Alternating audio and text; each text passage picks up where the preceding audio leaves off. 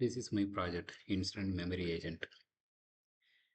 Engineers often waste time checking whether an incident has happened before, what the RCA was, and which ticket fixed it. Instead of reading raw logs or calling multiple tools directly, my agent queries incident history through Coral using a single SQL query. For the demo, I expose incident history as a Coral source backed by a local JSON file. Coral turns that data into SQL table, so the agent can simple questions like show past incident for a service, along with the RC and ticket context. The key idea is that later I can swap the local file for real sources like Datadog, Jira, or ServiceNow, Kibana, and whichever tool I wanted to include without changing the agent flow. Here is the portal running locally, and the left are services, and the center I enter the click query. For example, if I click the auth service, it will show incident for the auth services.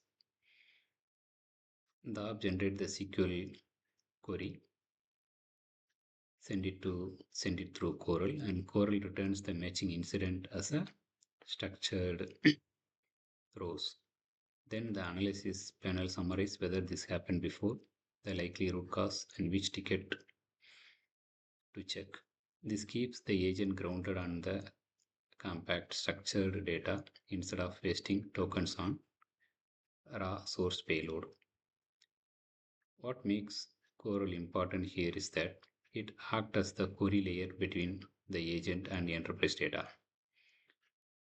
Coral handles the messy part of accessing data as a SQL table, while the agent focuses on reasoning over the result.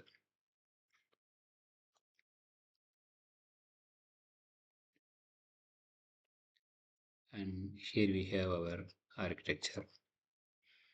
And this is how the flow works. Here I am using OpenAI for AI analysis. So this project is on incident memory layer for SRE workflows. One question, one SQL query, one compact answer. Thank you.